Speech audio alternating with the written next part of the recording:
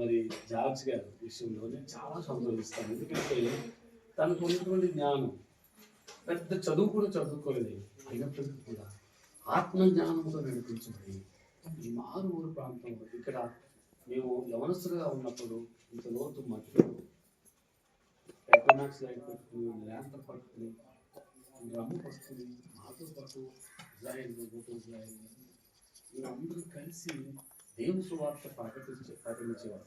అందరూ మమ్మల్ని ఇచ్చోడు దర్శించారు. ఈరోజు దేవుడు మమ్మల్ని ఉన్నతమైన స్థితికి వచ్చాయి. ఒంటరిగా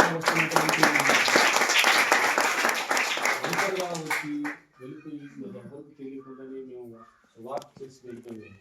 రోజు ఆశ్చర్యం ఏంటంటే మరి గాజుల ముందు కాకుండా గన్నవరం సెంటర్లోనే ఒక మీటింగ్ పిలిచారు దేవుడి ప్రకాష్ గారు. అక్కడ ప్రకాష్ గారిని ప్రస్తుతం ఉండేవారు, చనిపోయారు. ఆవిడ మాకు బాగా తెలుసు. ఆ ప్రాంతంలో ఇప్పుడు చాలా మంది యవనస్తులు ఉన్నారు. వారందరూ కూడా బ్యాంక్ మేనేజర్లు, గవర్నమెంట్ ఎంప్లాయీస్ ఉన్నారు. అందరూ దగ్గరకు వచ్చి అన్నా నేను సండే స్కూల్ స్టూడెంట్ని, అన్నా నీ సండే స్కూల్ స్టూడెంట్ వారు నన్ను పరిచయం చేసుకుంటా ఉంటుంటే నేను ఆశ్చర్యపోయాను.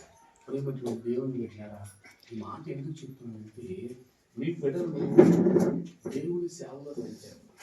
వారు ఎప్పుడు ఎలా పెద్దవారి ఎదిగిపోయిన తర్వాత ఎంత అభివృద్ధి పరుస్తారో అనేది మీకు అనవసరం. ఎందుకంటే దేవుని ప్రణాళిక నీ బిడ్డలో ఉందనుకో, దేవుడు ఎలా వాళ్ళు ఇక్కడి నుంచి నేను బస్సు చిత్ర భక్తులు బతకడానికి హైదరాబాద్ అక్కడ దేవుడు నన్ను వాడుకున్నాడు. అలా అక్కడ వాటిని ఎక్కడైతే నేను నా సేవకుడు నా ఆత్మీయ తండ్రిని నడాడినటువంటిది ప్రదేశంలో నడిచినటువంటి ప్రదేశంలో అదే ప్రదేశాల్లో దేవుడు మళ్ళీ నన్ను ఎలా వాడుకున్నాడు. అందరూ నాతో కలిసి ఉన్న వాళ్ళే, ఏసత్తు గారు అందరూ నాతో కలిసి ఉన్నవాళ్ళు. వీళ్ళందరికంటే ఉన్నతమైన స్థితి దేవుడు నాకు ఇచ్చి ఒక గొప్ప సేవకుడిగా వాడుకుంటానికి దేవుడు అంతమంది నన్ను అభిమానిస్తూ నేను అక్కడ వాక్యం తక్కువ టైం చెప్పాను.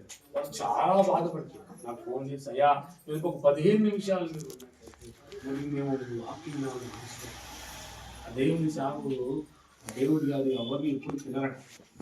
కానీ ఎందుకో ప్రేరేపించి ఆ ప్రసాద్ గారికి చెప్పి మా మేనేజర్కి ఎవరైనా సేవకులు కావాలని మాకు అంటే వెంటనే నా పేరు చెప్తున్నాను. అక్కడికి ఆల్రెడీ ఇక్కడ షెడ్యూల్ పెట్టేశాడు. మరి మా గారు మీ తమ్ముడు గారు కేశార్థ గారు మీరు అంటున్నారు కదా, రాత్రి మీరు ఒక్కరోజే మీరు నిద్రలేదు. నాకు రమారని నెల 15 రోజులు నాకు నిద్రలేదు.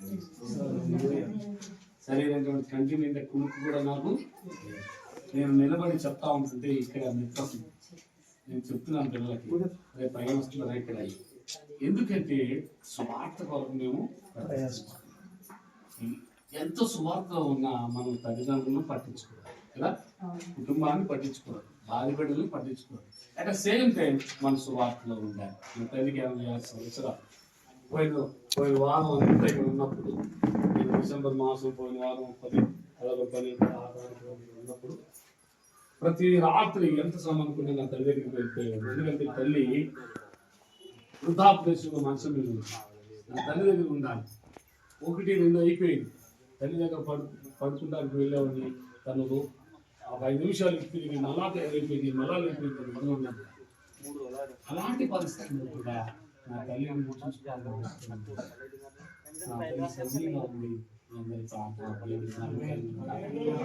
నూతన సంవత్సరం ప్రవేశించడానికి సిద్ధంగా ఉంది. ఎందుకంటే నేను దేవుడి పని చేస్తున్నాను. ఆ పని దేవుడు నేను ఎంతో సంతోషిస్తాను జాగ్రత్త. ఎందుకంటే చాలా నమ్మకస్తులు, కొద్దిపాటి సేవలు, కొద్దిపాటి ఉన్నటువంటి దాంట్లో నేను ఎక్కడ ఆయన సంచిపట్టిన ఎక్కడ వెళ్తాను నేను చూడండి. కొంతమంది సేవలు ఎక్కడ ఉన్నాయంటే అక్కడ ఉన్నా ఎక్కడ ఉన్నా చెప్తారు. కానీ ఎప్పుడైనా ఒకవేళ నేను నాకు గుర్తొచ్చి నేనే చేస్తాను, ఆయన చేయగలుగుతుంది నేనే చేస్తాను. చేసేదనుకో ఆయన ప్రార్థనలో ఉన్నాను, లేకపోతే ఇప్పుడు హాస్పిటల్ ఉంది, బాగుంటుంది.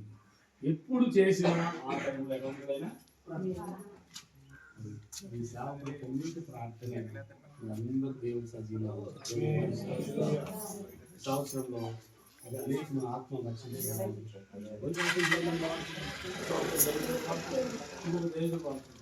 ఏ దైవజను వార్పున వాక్యం అనే శరీరం లోక జీవితానికి